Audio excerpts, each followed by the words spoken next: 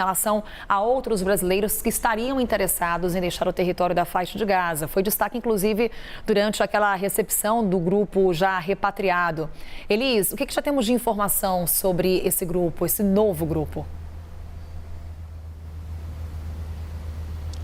Bom dia, Carol. Bom dia a todos que nos acompanham. A representação do Brasil lá na Palestina, então, foi contactada por novos brasileiros que desejam fazer parte também dessa operação de repatriação. Mas o que a CNN apurou com a diplomacia brasileira é que, na avaliação deles, o novo grupo vai ter que aguardar a saída dos 3.000 estrangeiros que já constavam nas listas anteriores ali, consolidadas pelo governo do Egito e pelo governo de Israel. Segundo essas fontes que estão atuando ali nas negociações, até que esses estrangeiros saiam, dificilmente egípcios, palestinos e israelenses vão aceitar discutir a situação desses outros brasileiros que ainda estão lá na faixa de Gaza. Nos últimos dias, inclusive, a fronteira de Rafah ficou novamente fechada e não foram divulgadas novas listas. Os brasileiros, por exemplo, que chegaram ontem aqui em Brasília, só saíram porque estavam em uma lista anterior. A última lista foi divulgada na quinta-feira. Os brasileiros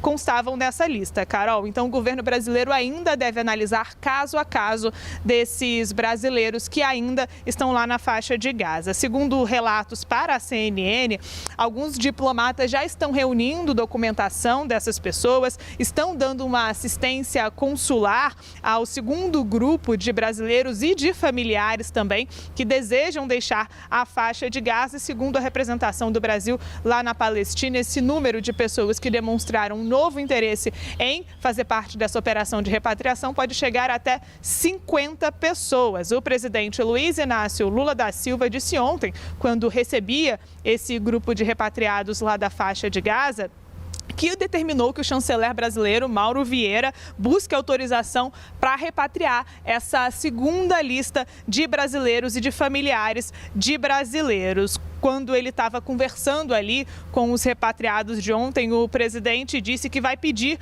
para tentar trazer também os familiares dos brasileiros que chegaram ontem, os brasileiros com dupla nacionalidade, palestina e brasileira, e vai tentar então um esforço para trazer os familiares dessas pessoas que não têm nacionalidade brasileira. Carol, segundo o embaixador do Brasil lá na Palestina, então, a comunidade brasileira em Gaza tem cerca de 100 brasileiros, incluindo o que chegaram ontem aqui na base aérea da capital federal. Então, o governo federal fazendo um novo esforço para tentar incluir brasileiros que ficaram lá na faixa de Gaza nessa nova lista, fazer uma nova operação de repatriação. Tudo ainda muito embrionário. A representação do Brasil lá na Palestina está trabalhando ainda, tentando formular uma lista de quem são essas pessoas, mas a gente vai seguir acompanhando esse trabalho do governo federal e, claro, a gente volta aqui durante a programação com mais atualizações. É com você, Carol. Sem dúvida, Elis, seguiremos acompanhando esse assunto.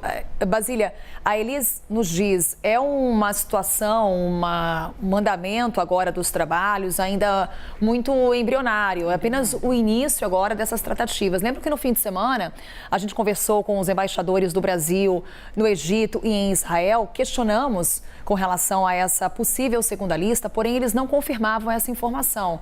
Agora vem um trabalho, um grande esforço diplomático para retirar esses brasileiros que, segundo relatos desse grupo que já chegou ao Brasil, têm interesse em deixar a região.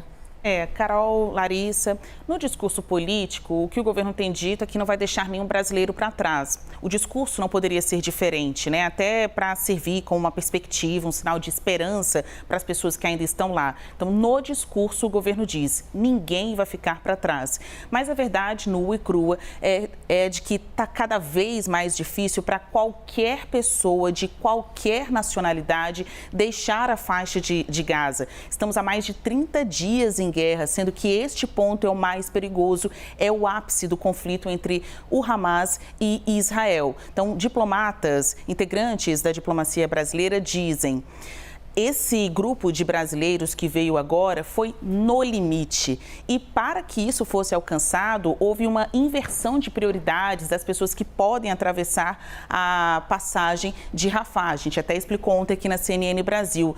Excepcionalmente, neste fim de semana, pela primeira vez, as ambulâncias e os feridos não tiveram preferência nessa passagem. Em um acordo intermediado pelo Catar, em nome dos países que estão com seus nacionais por lá, houve excepcionalmente uma liberação para que os estrangeiros que já estavam com os nomes na listas pudessem passar. A gente está falando de listas que inicialmente reuniram 7 mil nomes de diferentes nacionalidades, cerca da metade apenas dos que já estão ali na linha para serem incluídos nestas listas conseguiu passar até agora.